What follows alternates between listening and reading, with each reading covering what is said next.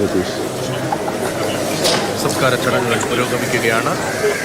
ഉദ്ഘാടനത്തിൽ നിന്നുള്ള ദൃശ്യങ്ങളാണ് കാണുന്നത്. രാജ്യം മുൻ പ്രധാനമന്ത്രി ഡോക്ടർ മൻമോഹൻ സിംഗിന് യാത്രയയപ്പ് നൽകുന്നു. വസന്തി 2004 മുതൽ 2014 വരെ 2 ടേം ഇന്ത്യയുടെ പ്രധാനമന്ത്രി പദത്തിൽ ഇരുന്ന രാജ്യത്തെ അദ്ദേഹം നയിച്ചാണ്. ഈ 2014 ശേഷം ഈ സമീപകാലം വരെയും രാജ്യസഭാ മെമ്പർ എന്ന നിലയിലും അദ്ദേഹം ഉണ്ടായിരുന്നല്ലോ. ഈ പ്രൈം മിനിസ്റ്റർഷിപ്പിന് ശേഷം ഈ ഇപ്പോൾ സംസ്കാര ചടങ്ങുകളിലേക്ക് കടക്കുകയാണ്. അതിനുള്ള പ്രബലമായ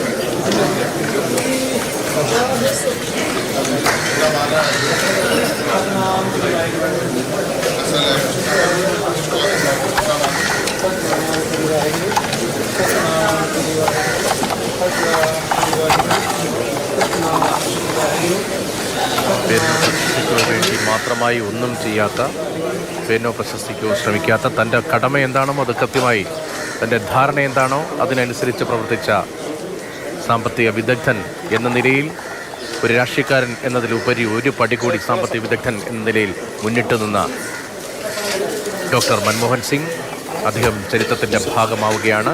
നിഗംബോധ്ഘട്ടിൽ സംസ്കാര ചടങ്ങുകൾ അവസാന ഘട്ടത്തിലേക്ക് എത്തിയിരിക്കുന്നു. നിഗംബോധ്ഘട്ടിൽ നിന്നുള്ള വിവരങ്ങളുമായി ബസന്ത് തുടരുന്നുണ്ട്. ബസന്ത്.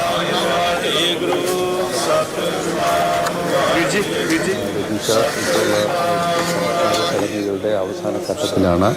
അദ്ദേഹത്തിൻ്റെ ചിത കത്തിക്കുന്നതുമായി ഭൗതിക ശരീരം ചിത ഒരുക്കുന്നതുമായി ബന്ധപ്പെട്ട അവസാന നടപടികൾ പുരോഗമിക്കുന്നു. അദ്ദേഹത്തിൻ്റെ അടുത്ത ബന്ധുക്കൾ മാത്രമാണ് ഇപ്പോൾ അവിടെ ഉള്ളത്. അതോടൊപ്പം തന്നെ സൈനികരുമുണ്ട്. കൂർക്ക റൈഫിൾസിൽ നിന്നുള്ളവരാണ് ഇപ്പോൾ അവിടെ സൈനിക ബഹുമതി നൽകുന്നതിനായി അവിടെ ഉള്ളത്. നേരത്തെ സിഖ് മതാചാര പ്രകാരമുള്ള പ്രാർത്ഥനകളൊക്കെ തന്നെ പൂർത്തിയാക്കിയ ശേഷമാണ് സംസ്കാര ചടങ്ങുകളുടെ അവസാന ഘട്ടത്തിലേക്ക് ഇപ്പോൾ എത്തിയിരിക്കുന്നത്. രാഷ്ട്രപതി ദ്രൗപദി മുർമുവിൻ്റെ നേതൃത്വത്തിൽ രാഷ്ട്രം മുൻ പ്രധാനമന്ത്രി മൻമോഹൻ സിംഗിന് അന്ത്യാഭിവാദ്യം ചൊല്ലുകയാണ്. ആദരാഞ്ജലികൾ അർപ്പിക്കുന്നതിന് പ്രതിരോധ മന്ത്രി രാജ്നാഥ് സിംഗ്, അതോടൊപ്പം തന്നെ മുതിർന്ന കേന്ദ്രമന്ത്രിമാർ, പ്രധാനമന്ത്രി നരേന്ദ്രമോദി, ഉപരാഷ്ട്രപതി ജഗദീപ് ധൻഖർ അടക്കമുള്ളവർ അവിടെ എത്തിയിട്ടുണ്ട്. ഭൂട്ടാൻ രാജാവ് ജിഗ്മെ നാംഗ്യേൽ വാങ്ചുക്ക് ഇപ്പോൾ ഇവിടെ ഉണ്ട്. അദ്ദേഹം അവിടെ ആദരാഞ്ജലികൾ അർപ്പിച്ചിരുന്നു. മാലിദ്വീപിൻ്റെ വിദേശമന്ത്രിയും അവസാന ചടങ്ങുകൾക്കായിട്ട് ഇവിടെ എത്തിയിട്ടുണ്ടായിരുന്നു. ഇപ്പോൾ സൈനിക ബഹുമതികളുടെ മുൻ പ്രധാനമന്ത്രിക്ക് രാജ്യം യാത്രാമൊഴി ചൊല്ലുകയാണ്. അദ്ദേഹത്തിൻ്റെ ഭാര്യ ഇപ്പോൾ അവിടെ ചിതയ്ക്ക് അല്ലെങ്കിൽ ഭൗതിക ശരീരത്തിൻ്റെ സമീപമുണ്ട്. ഇപ്പോൾ മക്കൾ അവസാനത്തെ യാത്രാമൊഴി അച്ഛന് നൽകുകയാണ്. അതേസമയം പ്രധാനമന്ത്രി അടക്കമുള്ളവർ, രാഷ്ട്രപതി അടക്കമുള്ളവർ എല്ലാവരും തന്നെ ഇപ്പോഴും ചടങ്ങുകൾ നടന്ന വേദിയിൽ ഇപ്പോഴും സന്നിഹിതരാണ്. ഈ സംസ്കാരം പൂർത്തിയായ ശേഷം മാത്രമേ അവർ ഇവിടെ നിന്നും പോവുകയുള്ളൂ. രാഹുൽ ഗാന്ധി മൻമോഹൻ സിംഗിൻ്റെ മൃതശരീരം അവസാന ഘട്ടത്തിനായി ഘാട്ടിലേക്ക് എടുക്കുന്ന സമയത്ത് രാഹുൽ ഗാന്ധി അടക്കമുള്ളവരാണ് ശവമഞ്ചത്തിൻ്റെ തോളിലെത്തിയത്. മുതിർന്ന സിഖ് ഇവിടെ ഗുരുദ്വാരയിൽ നിന്നുള്ള, അല്ലെങ്കിൽ ഡൽഹിയിലെ സിഖ് ഗുരുദ്വാരയിൽ നിന്നുള്ള മുതിർന്ന സിഖ് മത പണ്ഡിതരടക്കമുള്ളവർ ഇപ്പോൾ ഇവിടെ ഉണ്ട്. അല്പസമയത്തിനകം ചടങ്ങുകൾ പൂർത്തിയാകും. സാധാരണയായി അരമണിക്കൂർ മുതൽ 1 മണിക്കൂർ വരെയാണ് ചടങ്ങുകൾ. പക്ഷേ ഇപ്പോൾ അരമണിക്കൂർ കൊണ്ട് തന്നെ ചടങ്ങുകൾ പൂർത്തിയാക്കുന്നു. അദ്ദേഹത്തിന് ഒരു സ്മാരകം ഒരുക്കുന്നത് സംബന്ധിച്ച് വളരെ കൃത്യമായ മറുപടിയാണ് സർക്കാർ നൽകിയത്. ഈ സംസ്കാര ചടങ്ങുകൾക്ക് ശേഷം ഇക്കാര്യത്തിൽ നടപടികൾ മുന്നോട്ട് കൊണ്ടുപോകും എന്ന് സർക്കാർ വ്യക്തമാക്കിയിട്ടുണ്ട്. രതീഷ്. മുൻ പ്രധാനമന്ത്രി മൻമോഹൻ സിംഗിന് രാജ്യം വിട ചൊല്ലുകയാണ്. നിഗംബോധ് ഘട്ടിലാണ് അന്ത്യകർമ്മങ്ങൾ പുരോഗമിക്കുന്നത്.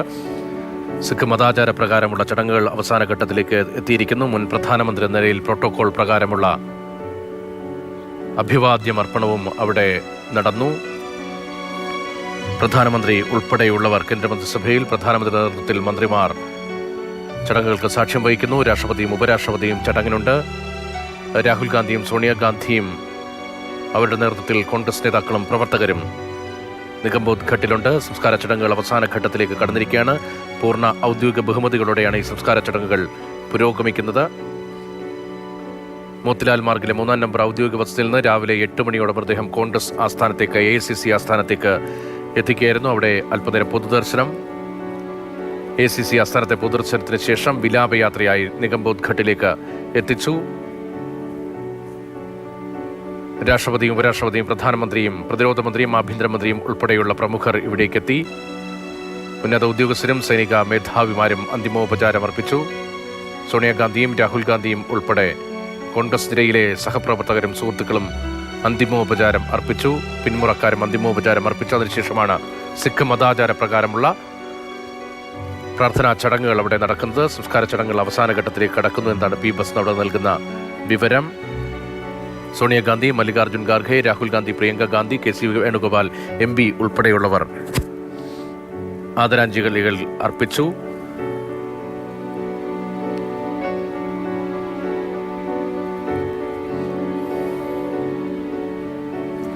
വസന്ത്, ഞാൻ നേരത്തെ ചോദിക്കുകയായിരുന്നു, ഈ 2004 മുതൽ 2014 വരെ 10 വർഷം രാജ്യത്തെ നയിച്ചു. അതിനുശേഷവും അദ്ദേഹം രാജ്യസഭയിൽ അടുത്തുവരെ അംഗമായിരുന്നല്ലോ. പ്രധാനമന്ത്രി പദത്തിന് ശേഷം അദ്ദേഹം എങ്ങനെയായിരുന്നു സജീവമായി കാര്യങ്ങളിൽ ഇടപെട്ടിരുന്നത്? ആരോഗ്യസ്ഥിതി വേഗത്തിൽ മോശമാവുകയായിരുന്നു.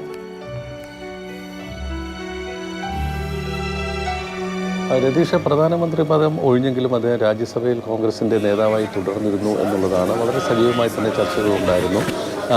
ഏറ്റവും ഒടുവിൽ ഏറ്റവും രൂക്ഷമായ വിമർശനം നമുക്കെല്ലാവർക്കും അറിയാവുന്നതുപോലെ നോട്ട് അസാധുവാക്കലുമായി ബന്ധപ്പെട്ടാണ് ഏറ്റവും അതിരൂക്ഷമായ വിമർശനം മൻമോഹൻ സിംഗ് നടത്തിയത് എന്നുള്ളതാണ്. ഒരു ഓർഗനൈസ്ഡ് ലൂട്ട് ആൻഡ് പ്ലണ്ടർ എന്നുള്ളതായിരുന്നു അദ്ദേഹം പറഞ്ഞത്. നിയമപരമായ ഒരു കൊള്ളയാണ് നടത്തിയത്, ഒരു സംഘടിതമായ ഒരു കൊള്ളയായിരുന്നു നോട്ട് അസാധുവാക്കൽ എന്നുള്ള അതിരൂക്ഷമായ വിമർശനത്തിൽ അന്ന് സർക്കാർ ഒലഞ്ഞു എന്നുള്ള കാര്യത്തിൽ യാതൊരു സംശയമില്ല. അതിനുള്ള മറുപടിയാണ് അന്ന് നരേന്ദ്രമോദി രാജ്യസഭയിൽ നടത്തിയത്. അതായത് മഴക്കോട്ടിട്ട് കുളിക്കുന്ന ആളാണ് മൻമോഹൻ സിംഗ്. അതായത് എത്ര ആരോപണം വന്നാലും തൻ്റെ ദേഹത്ത് ഒരു തുള്ളി പോലും വീഴാത്ത തരത്തിലുള്ള ഒരു പ്രകൃതമുള്ള ഒരാളാണ് മൻമോഹൻ സിംഗ് എന്നുള്ളത്. അതായത് അന്ന് UPA സർക്കാരിൻ്റെ സമയത്ത് വന്ന ആരോപണങ്ങളിലൊന്നും തന്നെ മൻമോഹൻ സിംഗിനെ നേരിട്ട് കുറ്റപ്പെടുത്തുന്ന ഒന്നും തന്നെ ഉണ്ടായിരുന്നില്ല. സഖ്യകക്ഷികളുടെ മേലോ അല്ലെങ്കിൽ കോൺഗ്രസിൻ്റെ നേതാക്കളുടെ മേലൊക്കെ പതിച്ചിരുന്ന, മന്ത്രിമാരുടെ മേലൊക്കെ പതിച്ചിരുന്ന ആരോപണങ്ങളാണ് അന്നുണ്ടായിരുന്നത്.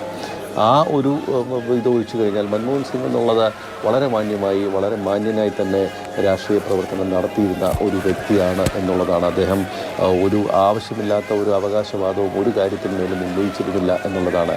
ഏതെങ്കിലും ചടങ്ങുകൾക്ക് പോകുമ്പോൾ ക്യാമറകളുടെ കൂട്ടവുമായി അദ്ദേഹം പോയിരുന്നില്ല എന്നുള്ളതും നമ്മൾ നോക്കണം. ഒരു പ്രതിപക്ഷ നേതാവിനെ അറസ്റ്റ് ചെയ്ത് ജയിലിലിട്ടില്ല. ഒരു വിദ്യാർത്ഥി പ്രക്ഷോഭത്തെ അടിച്ചമർത്താൻ മൻമോഹൻ സിംഗ് തയ്യാറായിട്ടില്ല എന്നുള്ളതാണ്.